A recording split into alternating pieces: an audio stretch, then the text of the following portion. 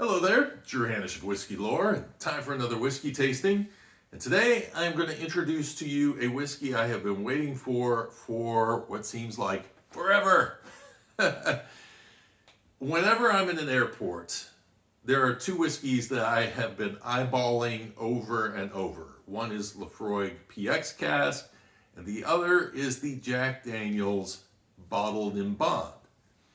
For me, once I really started getting into Jack Daniel's by tasting single barrel and really diving into their rye, I thought, man, I really would love to taste a Bottled in Bond version, mainly because I'm also a Sinatra fan, and Sinatra in his day was drinking 90 proof, and if you get the single barrel, you can get 94 proof. But I thought, wouldn't it be nice if they either brought back the 90 proof or they came out with a Bottled in Bond? And so they did. They put it in travel retail. They teased me forever with that. I asked the last time I was on a tour of Jack Daniel's, do you think this will ever come out of travel retail? The answer was yes. Well, what they have introduced are two different bonded whiskeys. I will do a review of Triple Mash coming up soon, but right now I'm going to be doing a review of this bottle, which is the Jack Daniel's Bonded Tennessee Whiskey. And if you've bought a bottle of the travel retail, the idea of the travel retail was they basically just took old number 7 at a higher proof. This is not the same whiskey. Yes, it has the same mash bill. It has the standard Jack Daniel's Tennessee Whiskey mash bill of 80% corn, 12% malted barley, and 8% rye. However, it's all in cask selection, and so they go through the warehouses, they choose the ones that are darker and have a bit more robust flavor to them, same as they do for their single barrel program.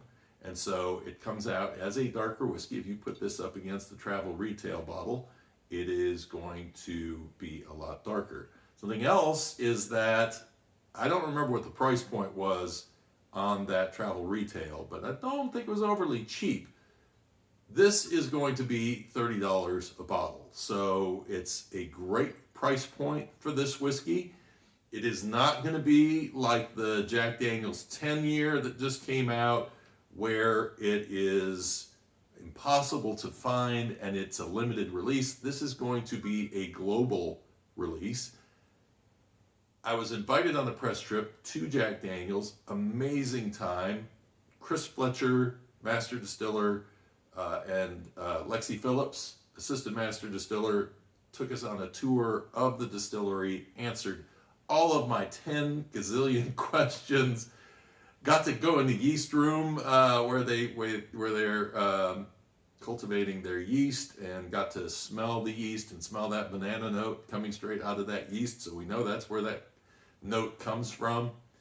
And then we got to sit down and do a tasting of this, and me and the few people that we had on that trip got to taste this for the first time. First of anybody outside of Jack Daniel's. They said it had just come out of quality control, and we were the first human beings outside of Jack Daniel's to get a chance to taste it. So pretty amazing, has me psyched to share it. And of course, then we had to wait weeks until the official announcement came out, and you can hear all about Jack Daniel's Bottled in Bond and Triple Mash and everything that I discussed, not everything I discussed with Chris Fletcher, because we talked about a lot of stuff, but listen to the interview that I do with him, and you will get a chance to hear some of the deeper insights, including his history at the distillery. He is the grandson of Frank Bobo, who was the distiller who was overseeing it when it was out in allocation, when the Rat Pack got so interested in it, and Frank Sinatra and the rest. So anyway, we'll talk a lot about that going on. I want to talk a little bit about the bottle before we dive in and do a tasting on this. Of course, Bottled in Bond, you can go listen to the Whiskey Lore Stories episode about Bottled in Bond if you don't know where that law came from. But Jack Daniel was encouraged by Lem Motlow to start bottling his whiskey 2 years before that in 1895. And this bottle is somewhat of an homage to that design. It has raised letters on it, the same as that original bottle. The shape is similar. The original Jack Daniel's bottle was square. The idea behind the square bottle was it would line up on the shelves a lot easier. You would be able to get more bottles up there on the shelf. When looking at this, gives a little idea of what the flavor is going to be of this. But one of the things that caught my attention is that it actually shows that there are two DSP numbers, and I don't know if I can get that to be clear enough for you to see it, but there are two different DSP numbers on there, which was explained to me that DSP TN1 is the Jack Daniel's DSP number, which is to say this is distillery number 1 in Tennessee, and then DSP TN4 is actually where they bottled this, because with bottled in bond, you have to be more specific of in where you are producing it and where you're bottling it. And of course, it has to come from one distilling season and all of those rules as well. 100 proof, meaning 50% alcohol by volume. And so we're going to dive right into this thing. Now, this is a 4 to 5 year old whiskey.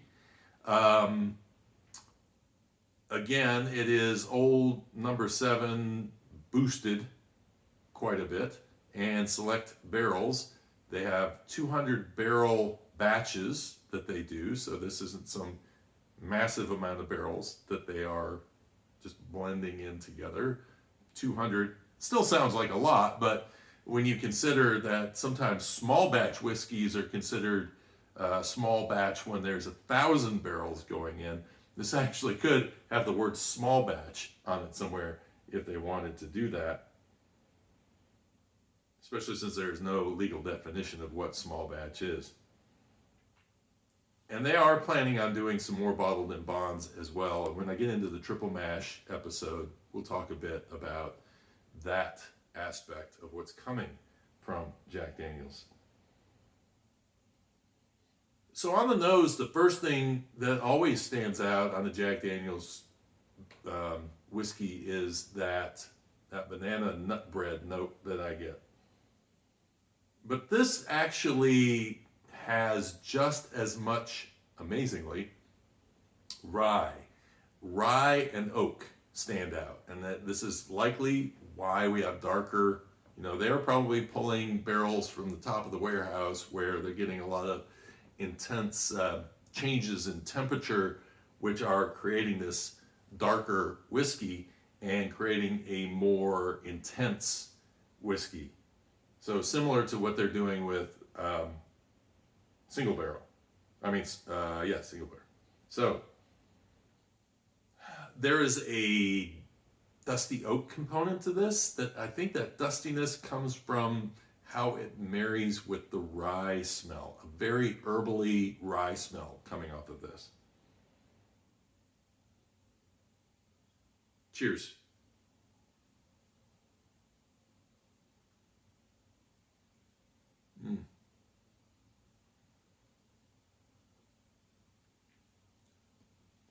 It's really interesting because I have said for the longest time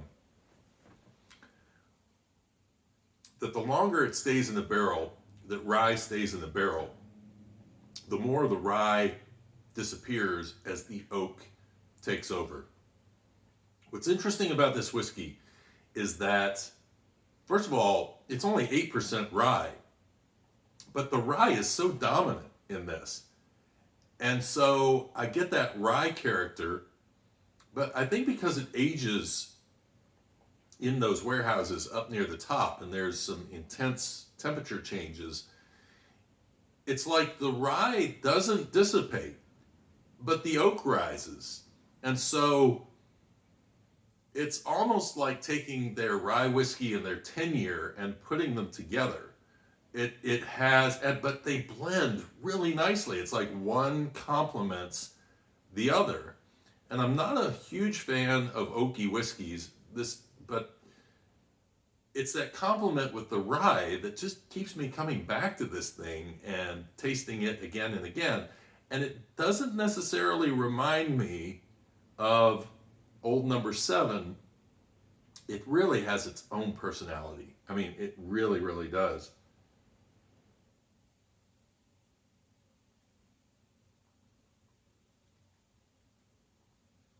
There's a little cinnamon heat, maybe a little baking spice in there, but I'm also picking up a cola note.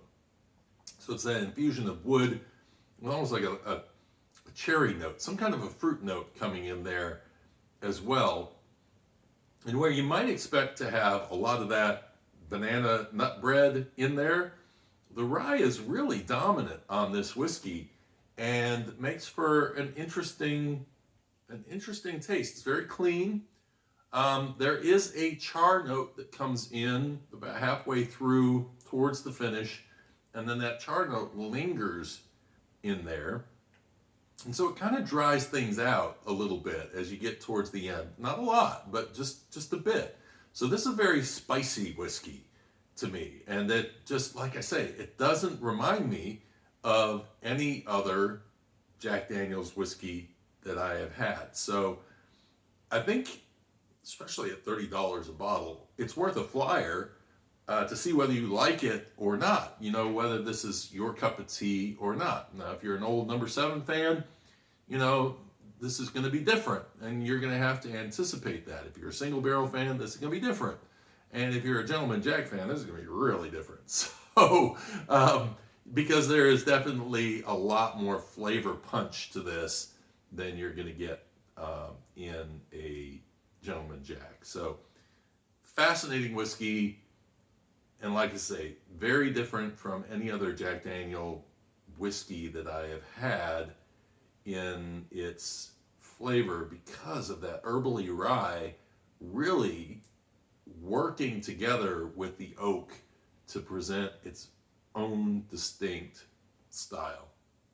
I hope you enjoyed this video. If you did and you learned something out of it, or I've gotten you interested in going out and getting the bottle, leave your comments below and give me a like if you would, and subscribe if you want to watch more of these videos, especially the upcoming one on Triple Mash. And until next time, cheers and slanjava.